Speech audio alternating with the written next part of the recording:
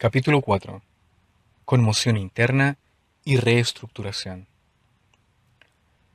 Así pues, no se gloríe nadie entre los hombres, pues todo es vuestro. Por eso nadie debe sentirse orgulloso de ser seguidor de hombre alguno. Primera a los Corintios, capítulo 3, versículo 21. Biblia de Jerusalén y versión popular Dios habla hoy. La información que el libro Ayuda para entender la Biblia presentó acerca de los ancianos indudablemente comenzó el proceso. Hasta entonces, las congregaciones habían estado bajo la supervisión de una sola persona, el superintendente de congregación. Su reemplazo por un cuerpo de ancianos necesariamente hizo surgir preguntas acerca de las organizaciones de sucursal donde un solo hombre era el superintendente para un país entero, tal como un obispo o arzobispo tiene bajo su supervisión una extensa región de muchas iglesias. Y las oficinas centrales tenían el presidente, a quien personalmente yo me había referido a él como el superintendente presidente para todas las congregaciones mundialmente. El presidente Nori estaba sentado en la plataforma en ese entonces y no expresó ningún desacuerdo con la descripción que yo di. Evidentemente la anomalía aparente, el contraste entre la situación en las oficinas de la sede central internacional, fue lo que llevó al discurso y los artículos de la Atalaya sobre la corra moviendo al perro, ya que estos trataron de descartar con explicaciones la diferencia que existía entre la situación en las congregaciones y la de la sede central. Al mismo tiempo, es probable que estos sirvieran al propósito de dar aviso a los centenares de miembros con derecho a voto en la corporación de que no trataran de expresarse por medio de votación para efectuar algún cambio en la estructura de las oficinas principales o de expresarse con respecto a la membresía del cuerpo gobernante y su administración. A la cola solo le quedaba ser movida, no el mover. El año de aquel discurso, 1971, el presidente Knorr decidió permitir que el cuerpo gobernante repasara y emitiera su juicio sobre un libro intitulado Organización para predicar el reino y hacer discípulos. Una forma de manual de iglesia que establecía la estructura organizacional y las normas que gobernaban el entero arreglo desde las oficinas principales, por medio de las sucursales, distritos y circuitos, y hasta las congregaciones. Al cuerpo gobernante no se le pidió que suministrara material para el libro. El presidente había asignado el proyecto del desarrollo del libro a Carl Adams, el superintendente del departamento de redacción, quien no era miembro del cuerpo gobernante ni uno que profesara ser de los ungidos. Él a su vez había asignado a Ed Dunlap y a mí para colaborar con el desarrollo del manual, y cada uno de nosotros escribió como una tercera parte del material. El material que desarrollamos presentó la relación del cuerpo gobernante y las corporaciones en armonía con los artículos de la Atalaya, haciendo hincapié de que el perro mueve la cola y no viceversa. Cuando ciertos puntos relacionados con esto se presentaron ante el cuerpo, estos provocaron discusiones bastante acaloradas. El presidente Knorr se expresó claramente en cuanto a su creencia de que había un esfuerzo por, comillas, quitarle su responsabilidad y trabajo. Él dio énfasis a que el cuerpo gobernante había de preocuparse estrictamente de, comillas, asuntos espirituales, y de que la corporación se encargaría del resto. Pero, como sabían los miembros del cuerpo, los asuntos espirituales asignados a ellos en ese entonces consistían casi enteramente en el virtual ritual de aprobar nombramientos de personas a quienes en la mayoría de los casos no conocían, para la obra de superintendentes viajeros y en el atender la corriente constante de preguntas acerca de asuntos de expulsión. En ciertos puntos en la consideración, yo expresé mi entendimiento de que otros asuntos de naturaleza espiritual eran también responsabilidad del cuerpo.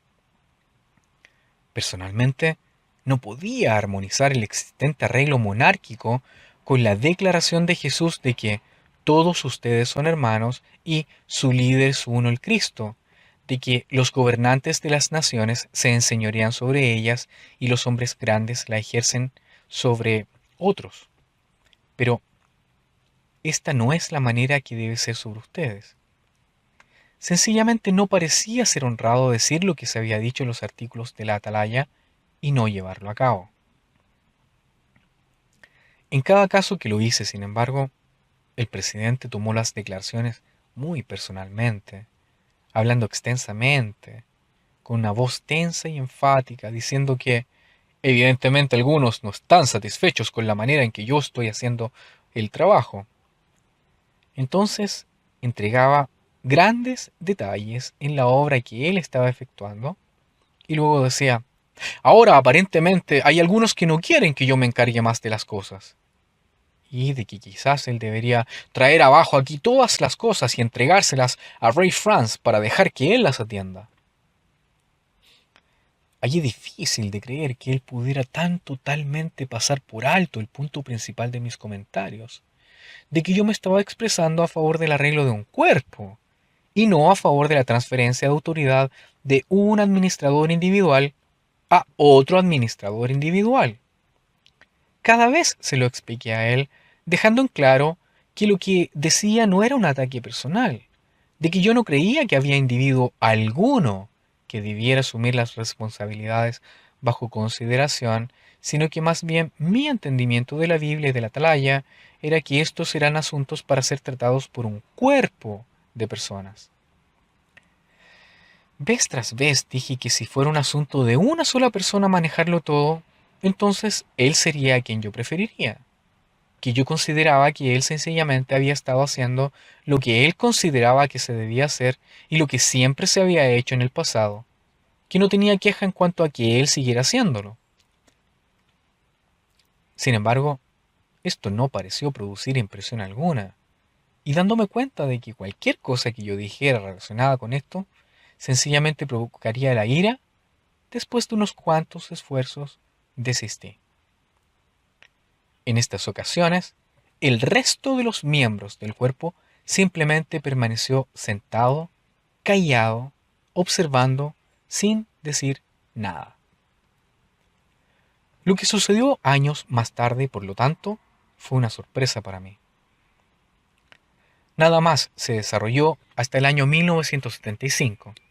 Considere ahora lo que el libro de historia de la organización de 1993, Testigos de Jehová, proclamadores del reino de Dios, dice en cuanto a lo que después se llevó a cabo, un evento descrito como, comillas, uno de los más importantes reajustes de organización en la historia de los testigos de Jehová de hoy día. En las páginas 108 y 109 leemos: Reajustes de organización. Para 1976, el hermano Nor había trabajado diligentemente por más de 3 décadas en la presidencia de la Sociedad Watchtower.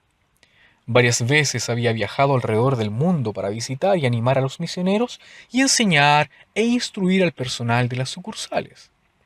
Tuvo el privilegio de ver aumentar el número de testigos activos de 117.209 en 1942 a 2.248.390 en 1976. Pero en el verano de 1976, el hermano Nor, que entonces tenía 71 años, notó que tendía a tropezar con los objetos que le rodeaban.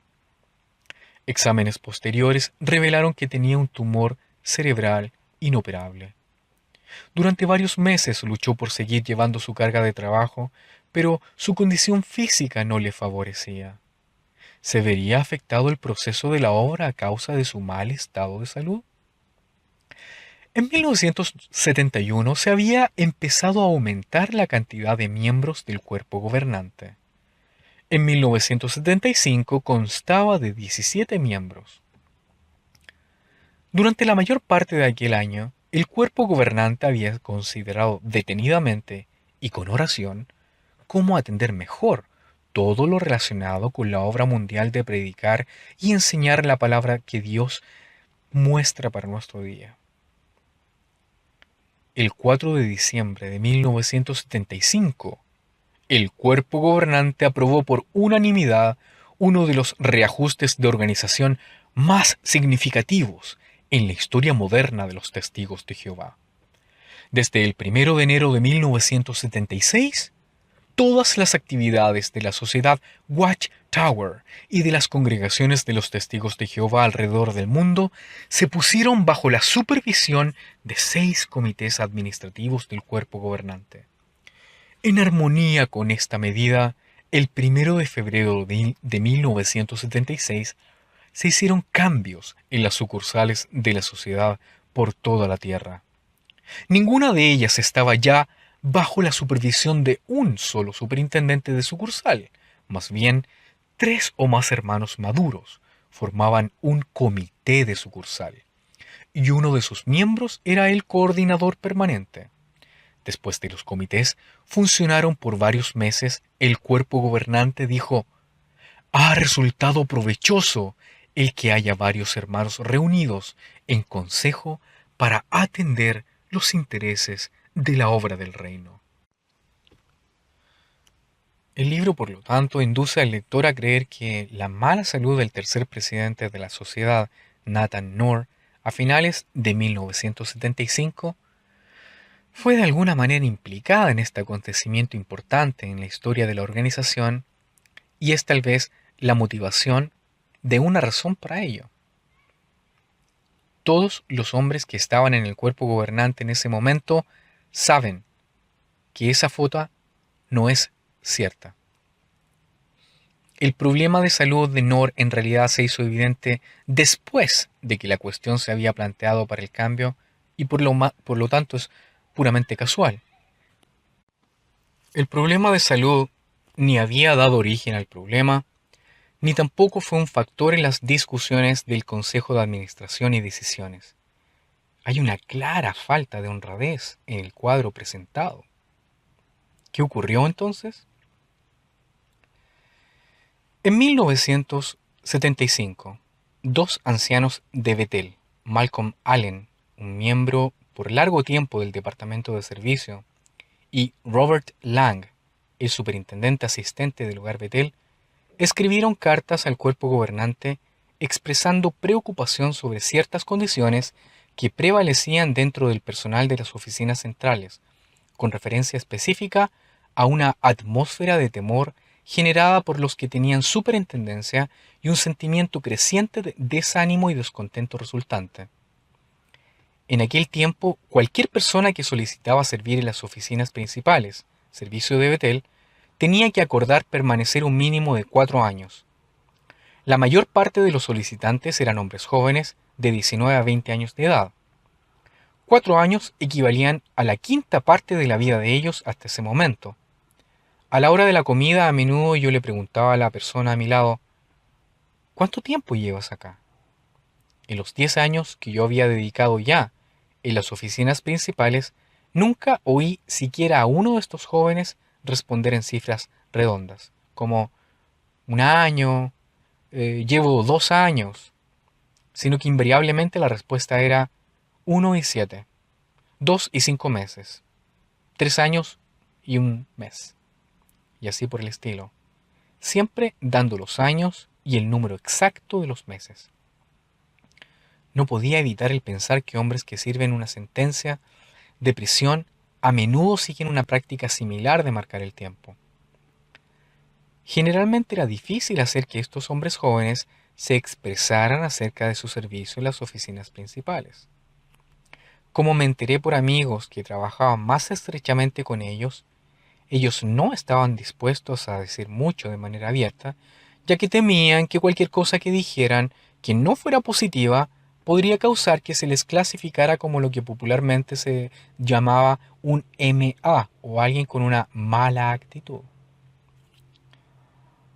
Muchos se sentían como piezas de una máquina, considerados como trabajadores pero no como personas.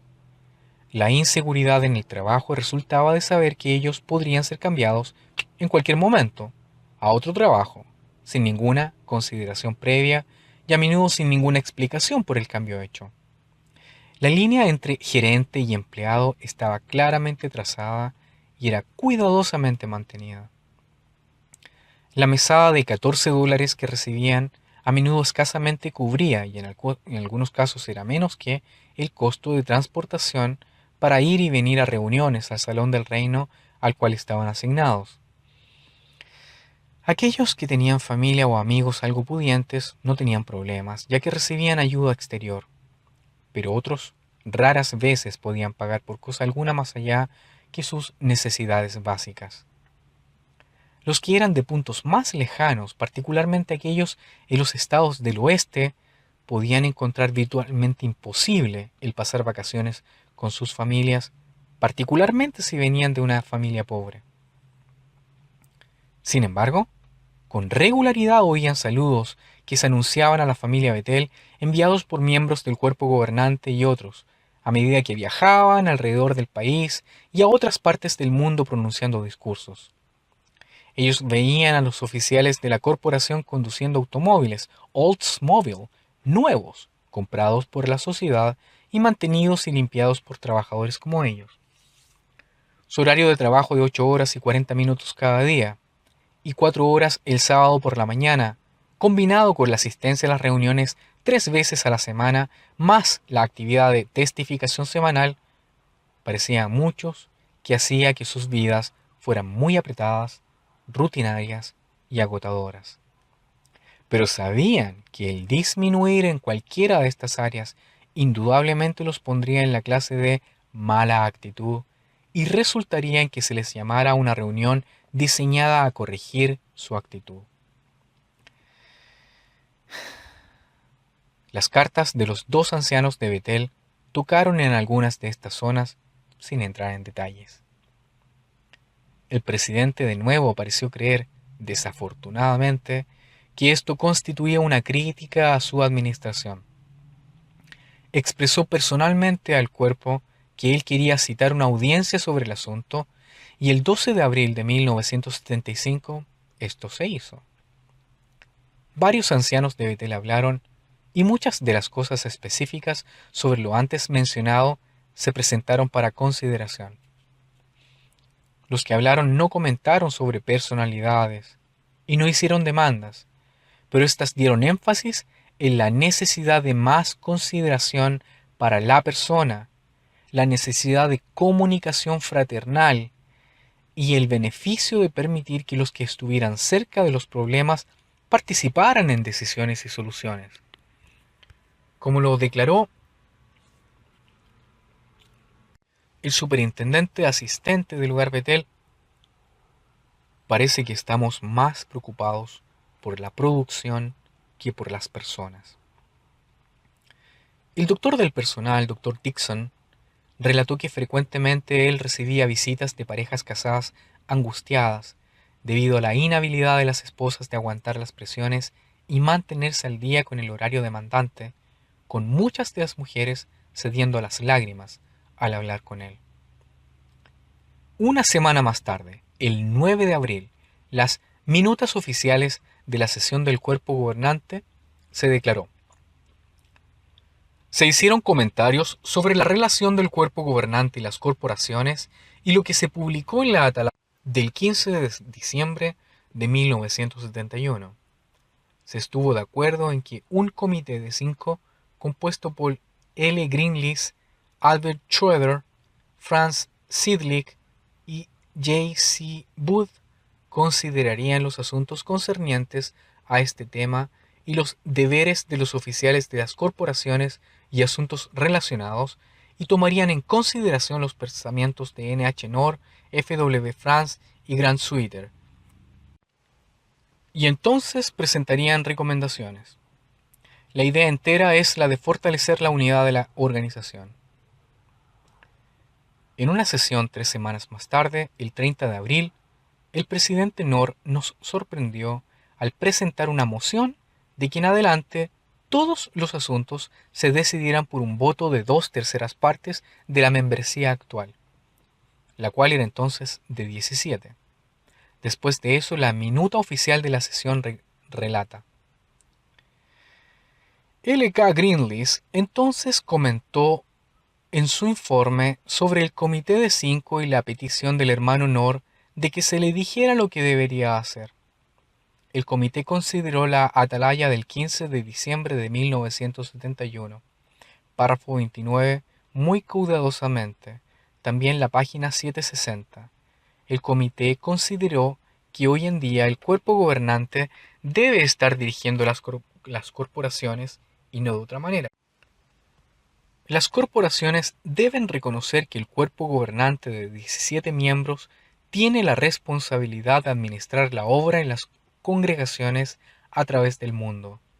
Ha habido un retraso de poner en vigor el arreglo en lo que tiene que ver con Betel comparado con las congregaciones. Ha habido confusión. No queremos una organización doble. A esto siguió una larga consideración de preguntas relacionadas con el cuerpo gobernante y las corporaciones y el presidente, con comentarios de parte de todos los miembros presentes.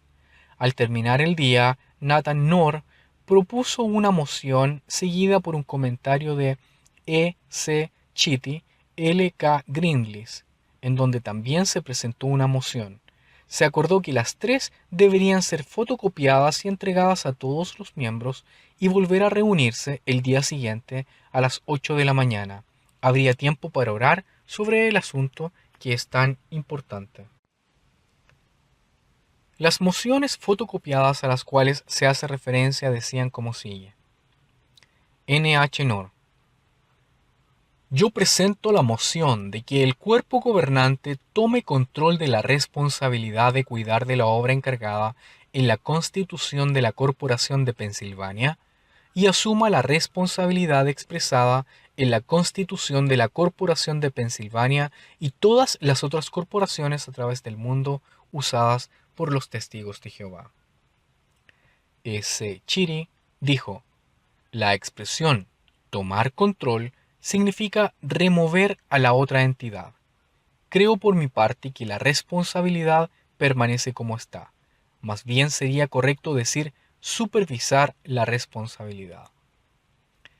L. K. Greenlees dijo, presento la moción de que el cuerpo gobernante emprenda, en armonía con las Escrituras, la responsabilidad y autoridad completa para la administración y supervisión de la Asociación Mundial de los Testigos de Jehová y sus actividades, de que todos los miembros y oficiales de una y todas las corporaciones usadas por los Testigos de Jehová obren en armonía con y bajo la dirección de este cuerpo gobernante, que esta relación ensanchada entre el cuerpo gobernante y las corporaciones se ponga en vigor tan pronto como razonablemente se pueda, sin hacer daño a la obra del reino. Al siguiente día, 1 de mayo de 1975, hubo otra vez una larga consideración. El presidente, quien había escrito los artículos de la Atalaya a los cuales se hizo referencia, en particular, objetó las proposiciones hechas y cualquier cambio en el arreglo existente, cualquier reducción en la autoridad del presidente. Esto trajo a la mente y estaba en armonía con sus declaraciones hechas a mí anteriormente, en 1971, que él pensaba que Jesucristo dirigiría la organización por medio de una sola persona a través del tiempo hasta que viniera el nuevo orden.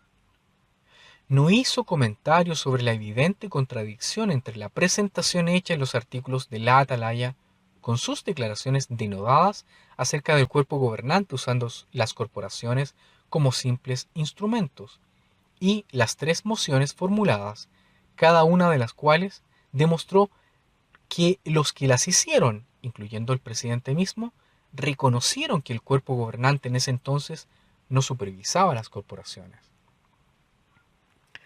La consideración fluctuó de un lado al otro. Pareció llegarse a un punto decisivo con la declaración hecha por Grant Sweeter, el secretario tesorero de ambas corporaciones, hombre de habla algo crispada. Diferente de los comentarios hechos hasta entonces por los que estaban a favor de un cambio, sus expresiones fueron bastante personales, aparentemente dando rienda a un sentimiento por largo tiempo reprimido acerca del presidente, a quien nombró directamente. Al hablar de la estructura de autoridad, él no presentó acusaciones específicas, a excepción de algo en relación al derecho de hacer cierto cambio en su habitación personal que él había pedido y que se le había negado. Pero a medida que continuó, su rostro se enrojeció, los músculos de la quijada se pusieron tensos y su palabra llegó a ser mucho más intensa. Él concluyó con la declaración: Yo digo que si vamos a hacer un cuerpo gobernante, entonces emprendamos la gobernación. Yo no he gobernado nada hasta ahora. Estas palabras me fueron tan aturdidoras que estoy satisfecho de que las recuerdo y las registro según se dijeron. El que tuvieran el propósito de comunicar el sentido que comunicaron o no, por supuesto, está más allá de lo que yo pueda saber y tal vez pudieran haber sido sencillamente una expresión momentánea que no indicaba ningún motivo del corazón. De todos modos, sirvieron para hacerse pensar muy seriamente acerca del asunto de la motivación correcta y sentí preocupación considerable de que, cualquiera que fuera el resultado de todo esto, pudiera ser el resultado de un deseo sincero de parte de todos los implicados de apegarse más estrechamente a los principios y ejemplos bíblicos, y no por alguna otra razón. Allí que la entera sesión era perturbadora, principalmente debido a que el espíritu general no pareció conformarse a lo que uno esperaría de un cuerpo cristiano. Sin embargo, poco después de estos últimos comentarios mencionados por el secretario tesorero, Nathan H. Knorr evidentemente llegó a una decisión e hizo una declaración extensa, la cual fue registrada en taquigrafía por Milton Henschel, quien había hecho también ciertas sugerencias y quien también obraba como secretario para el cuerpo. Como se registra en las minutas oficiales, las declaraciones del presidente incluyen estas expresiones. Pienso que sería una cosa buena que el cuerpo gobernante obrara de acuerdo con lo expresado por el hermano Henschel y diseñara un programa teniendo en mente lo que dice la Atalaya, que el cuerpo gobernante es el cuerpo gobernante de los testigos de Jehová. No vaya a discutir a favor o en contra de ello. En mi opinión, no es necesario. La Atalaya lo ha declarado. Será el cuerpo gobernante quien tendrá el poder e influencia conductora general. Ellos llevarán la responsabilidad como cuerpo gobernante y dirigirán a través de diferentes divisiones que ellos establecerán y tendrán una organización. Nota al pie de página. Milton Henschel, alto y usualmente de semblante serio, rara vez hablaba en las discusiones, pero cuando lo hacía con considerable firmeza y finalidad. De joven él había sido secretario personal del presidente Knorr. Al tiempo aquí discutido, él estaba en sus 50 años de edad. Al final dijo: presento esto como una moción. Para mi sorpresa, su moción fue secundada por F. W. France, el vicepresidente. Se adoptó unánimemente por el cuerpo completo entonces. El lenguaje denodado de la atalaya de 4 años atrás estaba a punto de cambiar de simples palabras a hechos reales. Por las expresiones hechas por el presidente, pareció que se efectuaría una transición suave. Sin embargo, para la calma que precedía el período, era el más tempestuoso de todos. En los meses que siguieron, el Comité de 5, nombrado, se reunió con cada uno de los miembros del cuerpo gobernante individualmente y con 33 otros que por muchos años eran miembros del personal de las oficinas centrales. La gran mayoría estuvo a favor de una reorganización. El comité formuló propuestas detalladas para un arreglo de comités del cuerpo gobernante para atender diferentes facetas de la actividad mundial. 11 de los 17 miembros del cuerpo gobernante, al ser entrevistados, personalmente indicaron aprobación básica. De los 6 restantes, George Gangas, un griego afectuoso y efervescente, uno de los de más edad entre los miembros del cuerpo, estaba muy indeciso, variable en sus expresiones de acuerdo a la actitud del momento. Charles Feckel, inmigrante de la Europa Oriental, había sido uno de los directores de la sociedad muchos años antes, pero había sido removido habiendo sido acusado de haber transigido en su integridad con el juramento que tomó al obtener ciudadanía americana. Ahora estaba entre los miembros recién nombrados del cuerpo y, de una naturaleza muy apacible, raramente participó en la consideración consistentemente, votando cualquiera que fuera la manera en que la mayoría votara, y tuvo poco que decir sobre esta cuestión. Lloyd Barry, de Nueva Zelanda, y también una adición reciente al cuerpo, había venido a Brooklyn después de un número de años como superintendente de sucursal del Japón, donde la actividad de los testigos había experimentado crecimiento. Él expresó dudas fuertes acerca de las recomendaciones, particularmente el efecto de descentralización con respecto a la presidencia. En una carta con fecha 5 de septiembre de 1975, se refirió a los cambios recomendados como revolucionarios. Bill Jackson, un tejano libre de presunción ni ostentoso, había dedicado la mayor parte de su vida en la sede central y, al igual que Barry, pensó que mejor sería dejar las cosas como estaban, especialmente debido a los nuevos aumentos numéricos que se habían efectuado bajo la existente administración. Las voces más fuertes en oposición a los cambios contemplados fueron las del presidente y vicepresidente, el que hizo la moción antecitada y el que la secundó. Ellos fueron de hecho los que más alto hablaron en oposición a este nuevo arreglo. Durante el tiempo en el cual el Comité de Cinco estaba entrevistando a los miembros del personal de muchos años para obtener el punto de vista de ellos, llegó el turno del presidente para presidir la cabeza de la mesa en Betel por una semana.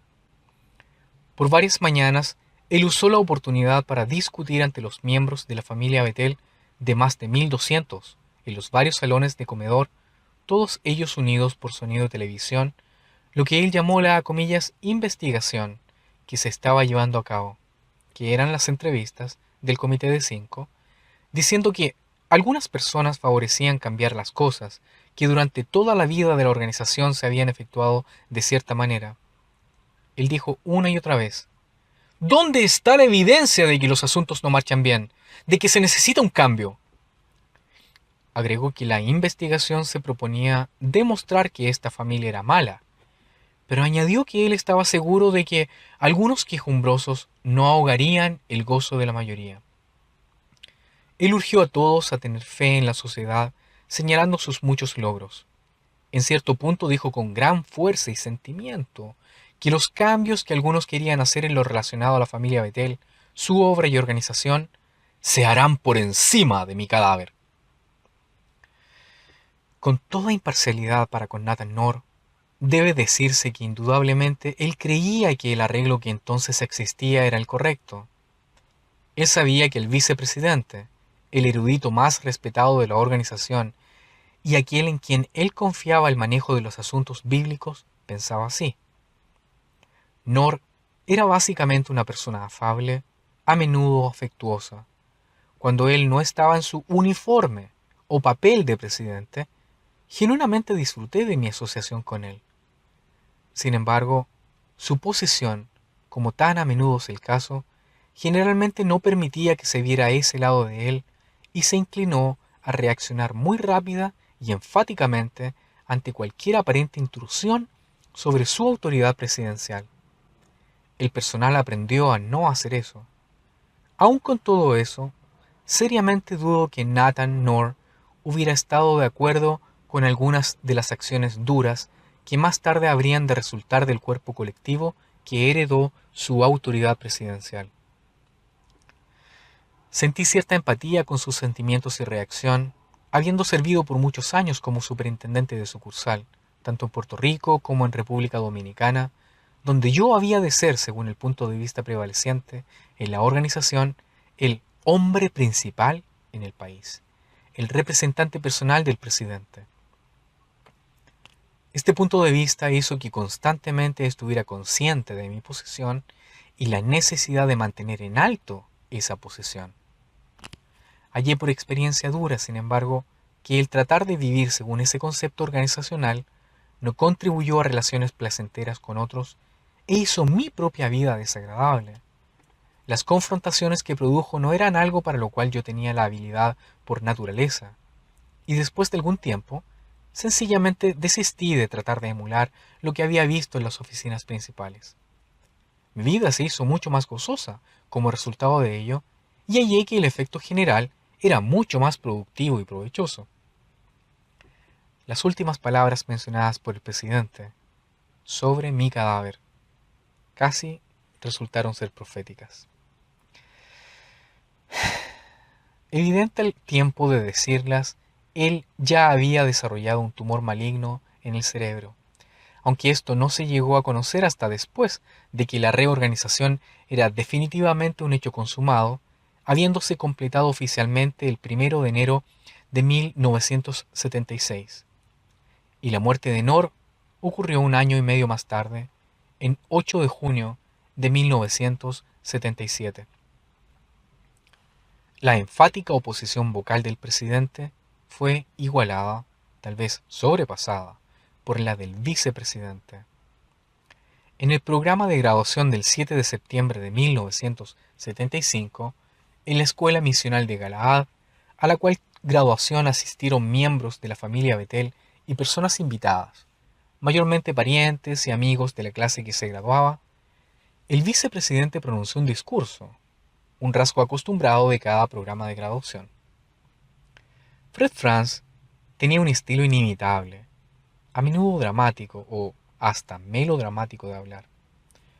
Lo que sigue es una copia exacta de su discurso, pero las palabras escritas no pueden comunicar las inflexiones, el espíritu, el sabor, aún el sarcasmo ocasional que hizo denotar en el discurso mismo. Sus palabras de apertura, sin embargo, dieron una indicación clara en cuanto hacia dónde se dirigía el discurso. Teniendo en mente que un comité apropiadamente nombrado por el cuerpo gobernante estaba en ese mismo tiempo haciendo una proposición de que el entrenamiento, asignación y supervisión de los misioneros fueran manejados por el cuerpo gobernante, más bien que por las corporaciones, notamos su expresión de apertura. Él comenzó diciendo: esta clase se envía en colaboración con la Sociedad Watchtower Bible and Tract de Nueva York, por la Sociedad Watchtower Bible and Tract de Pensilvania también. Pues hoy en día se hace surgir la pregunta: ¿qué derecho tiene la Sociedad Watchtower Bible and Tract de enviar misioneros al campo? ¿Quién autorizó a la Watchtower Bible and Tract de Pensilvania para que enviara misioneros alrededor del globo? Ahora, tal pregunta desafiante debiera hacerse surgir en relación a una circunstancia anterior. Y se basa en el hecho de que la Sociedad Watchtower Bible and Tract fue fundada por un hombre que llegó a ser un evangelizador de talla mundial, uno de los más eminentes evangelizadores de este siglo XX y quien específicamente logró fama mundial cuando hizo su viaje alrededor del mundo en el año 1912. Ese hombre fue Carlos Taze Russell, de Allegheny, Pensilvania. Claramente el enfoque recaía principalmente sobre la corporación. El cuerpo gobernante ni se mencionó. Por supuesto, nadie había hecho surgir la pregunta desafiante que él aquí estaba haciendo surgir. La cuestión verdadera para el cuerpo gobernante era si el discurso que él mismo había pronunciado 4 años antes acerca de la relación entre el cuerpo gobernante y la corporación se había de tomar en serio. Sin embargo, pasó a decir, en su estilo característico: ahora, yo he pensado acerca de este asunto. Tal vez usted también lo haya hecho. Exactamente, ¿cómo llegó a ser Russell un evangelizador? ¿Quién lo hizo a él evangelizador? Las varias religiones establecidas de la cristiandad estaban en funcionamiento. Por ejemplo, había una iglesia anglicana con su cuerpo dirigente y la iglesia protestante episcopal con su cuerpo dirigente. Estaba la iglesia metodista con su conferencia y estaba también la iglesia presbiteriana con su sínodo. Igualmente la iglesia congregacional con su congregación central. Pero ninguna de esas organizaciones dirigentes hizo a Russell un evangelizador o misionero. Sin aludir directa o abiertamente al cuerpo gobernante, él se las había arreglado para introducirlo en la consideración indirectamente por referirse a aquellos, comillas, cuerpos dirigentes bajo varios nombres. Él pudiera haber mencionado del mismo modo a los jesuitas, quienes tienen una administración que lleva este nombre, cuerpo gobernante. Pero lo que se hizo quedar claro fue que ninguna clase de cuerpo gobernante tuvo algo que ver o ejerció autoridad alguna para con el fundador de la corporación Watchtower. Él era un independiente, no sujeto a ninguno de ellos. El cuerpo gobernante había nombrado al Comité de Cinco y este estaba haciendo la recomendación de que se formaran comités permanentes para cuidar de la dirección de la obra mundialmente.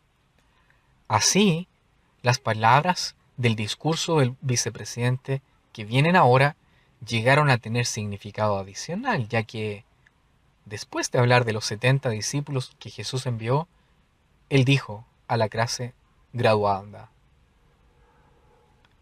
ahora no hemos de imaginarnos que, por medio de enviar a los 70 evangelizadores, por enviarlos de dos en dos, el Señor Jesucristo estaba haciendo de cada dos de ellos un comité, de modo que los 70 evangelizadores fueran 35 comités de dos. Ustedes son enviados hoy después de esa graduación como misioneros. Dos son enviados a Bolivia y después hay otros que son enviados, tal vez 4 o 6 u 8, a un país diferente como asignación en la cual trabajar. Ahora, no piensen ustedes, misioneros, que debido a que son enviados dos juntos, o tal vez 4 o 6 o quizá 8, que ustedes son enviados como un comité para tomar control de la obra del país al cual son asignados. ¡De ningún modo! Ustedes son enviados como misioneros individuales para cooperar juntos y cooperar con la sucursal de la Sociedad Watchtower Bible and Tract, la cual opera y dirige la obra en el país al cual usted es asignado para obrar como evangelizador, de modo que no introduzca en su cabeza esta idea de comités. En todo esto, el cuerpo gobernante brilló por su ausencia, eclipsado por la corporación. Ni una sola persona había sugerido que los misioneros fueran enviados como comités o de que ellos se hicieran cargo de la obra en sus países asignados. Pero esto sirvió como un medio para introducir la idea de comités y desacreditar el concepto. El discurso luego pasó a considerar a Felipe el evangelizador, haciendo surgir una vez más la pregunta en cuanto a quién lo hizo a él un evangelizador o misionero. El vicepresidente hizo referencia al libro de Hechos capítulo 6, donde los apóstoles, como un cuerpo, hallaron necesario nombrar 7 hombres, incluyendo a Felipe, para atender. Y así poner fin a las quejas que se hacían de la discriminación para con ciertas viudas. Entonces dijo: bien, ahora si ustedes miran la Enciclopedia de Conocimiento Religioso por McClinton y Strong en inglés, hallará que la obra que los apóstoles asignaron a estos 7 hombres se llama una obra semiseglar. Pero los apóstoles no querían hacer esa obra semiseglar. Ellos la entregaron a estos 7 hombres y les dijeron: ustedes atiendan esto, pues nosotros vamos a especializarnos en oraciones y enseñanza. Ahora, ¿estaban estos 2 apóstoles del Señor Jesucristo, por medio de entregar a otros esta responsabilidad para atender las mesas, ¿Estaban ellos haciéndose simples testaferros o figuras simbólicas en la congregación de Dios y de Jesucristo? Ciertamente no se estaban haciendo a sí mismos testaferros por especializar ellos en asuntos espirituales. Para aquellos miembros del cuerpo gobernante que habían oído al presidente dar énfasis a que el cuerpo gobernante debiera atender estrictamente las cosas espirituales y dejar el resto a la corporación, las palabras del vicepresidente tenían un sonido familiar. Sin embargo, extrañamente, la mitad de los hombres del cuerpo ya estaban dedicando sus 8 horas y 45 minutos diarios precisamente a tal trabajo semiseglar. Dan Sidlick y Charles Feckel trabajaban en la fábrica. Leo Greenlees manejaba los seguros y asuntos relacionados para la oficina del secretario tesorero. John Booth tenía la superintendencia de la cocina de Bethel. Bill Jackson se encargaba de asuntos legales y documentos. Grant Sweeter estaba ocupado diariamente en asuntos financieros, inversiones, acciones y testamentos. Milton Henschel y el presidente mismo, quien controlaba todas estas asignaciones de trabajo, estaban ocupados en la obra semiseglar administrativa que el vicepresidente dijo que se debería entregar a otros para que las atendieran. La exposición del vicepresidente ahora dio una vuelta curiosa. Fue algo que en realidad contradecía la enseñanza oficial en cuanto a la autoridad divina de un cuerpo gobernante desde el primer siglo en adelante. La historia de Pablo, el Saulo convertido, se relató ahora, cómo después de su conversión, él fue a Jerusalén y solamente vio a 2 de los apóstoles, no al cuerpo total de ellos, como con el tiempo, él vino a Antioquía de Siria. Habiendo observado que en la selección y el nombramiento de Saulo de Tarso, Cristo se llevó a la acción directa, sin consultar a cualquier hombre o grupo de hombres sobre la tierra, el vicepresidente presenta ahora una especie de, comillas, historia de 2 ciudades, en la que el papel de Antioquía se pone en contra de Jerusalén en cuanto a la actividad misionera de Pablo y Bernabé.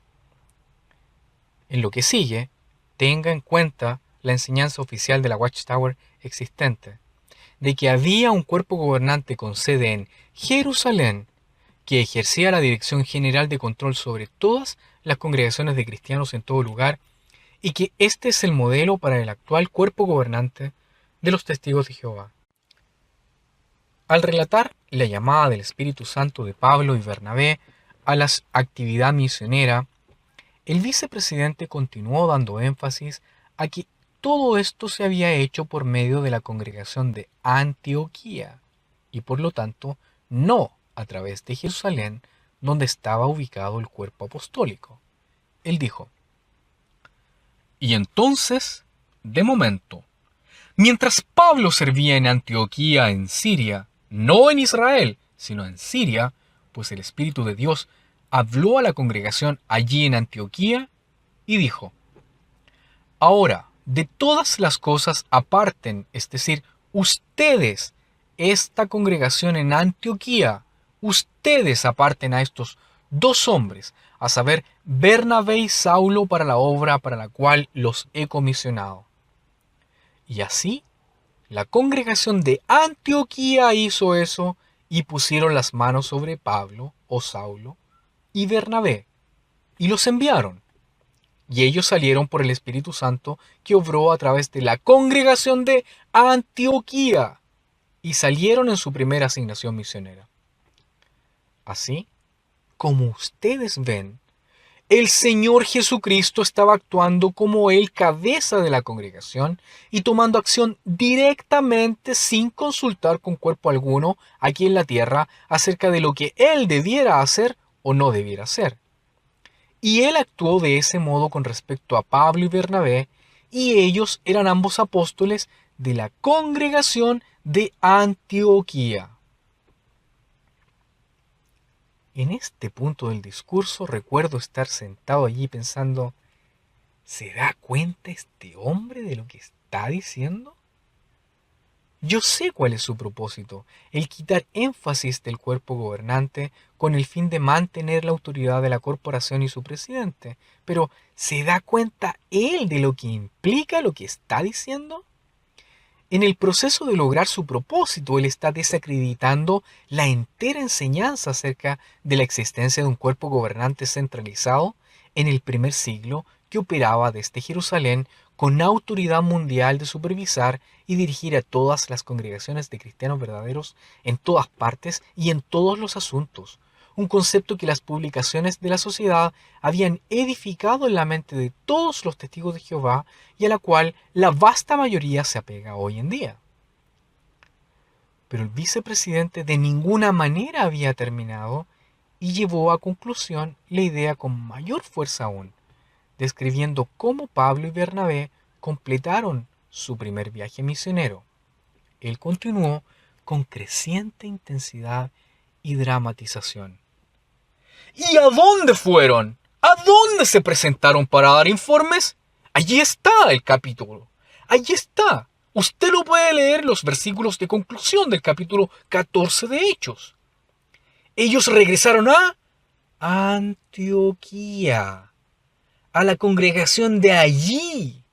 Y el registro dice que ellos relataron las cosas en detalle a esta congregación que los había entregado a la bondad inmerecida de Dios para la obra que ellos habían llevado a cabo. De modo que fue allí donde ellos presentaron su informe. Así que el registro también dice que ellos permanecieron en Antioquía por bastante tiempo. Ahora, ¿qué sucedió? De momento algo ocurrió y Bernabé, ellos suben a Jerusalén con Pablo. Bueno, ¿cuál fue la cuestión? ¿Qué les llevó a Jerusalén? Bueno, ¿fue acaso el cuerpo de apóstoles y de otros ancianos de la congregación de Jerusalén que les ordenó que fueran allá y dijeran: miren, supimos que ustedes dos salieron en un viaje misionero y terminaron el viaje y no vinieron aquí a Jerusalén a darnos un informe? ¿No saben ustedes quiénes somos nosotros? Nosotros somos el Concilio de Jerusalén. ¿No reconocen ustedes la jefatura del Señor Jesucristo? Si ustedes no vienen aquí apresuradamente, vamos a tomar acción disciplinaria en contra de ustedes. ¿Es eso lo que dice el registro? Bueno, si ellos hubieran obrado de esa manera hacia Pablo y Bernabé por haber rendido informe a la congregación por medio de la cual el Espíritu Santo les había enviado a salir en su viaje, entonces este concilio de apóstoles de Jerusalén y otros ancianos de la congregación judía se hubieran puesto por encima de la jefatura del Señor Jesucristo. Sus puntos eran completamente válidos. También eran completamente contrarios al punto de vista presentado en las publicaciones de la sociedad, las cuales presentan un cuadro de Jerusalén como el asiento de un cuerpo gobernante ejerciendo autoridad completa y dirección como la agencia de Cristo sobre todos los cristianos, obrando con autoridad divina. Indudablemente, es por eso que, a diferencia de otros discursos que el vicepresidente había pronunciado, este nunca se usó como base para artículos de la revista La Atalaya. El que cualquier testigo individual presentara tal argumento hoy en día sería considerado como habla rebelde, una herejía. Si se aplicaran tal y como se declararon las palabras del vicepresidente, significaría que cualquier congregación en la tierra podría enviar misioneros suyos si creían que Jesucristo y el Espíritu Santo así lo dirigían, haciéndolo sin consultar con nadie, sea en Brooklyn o con alguna oficina de sucursal.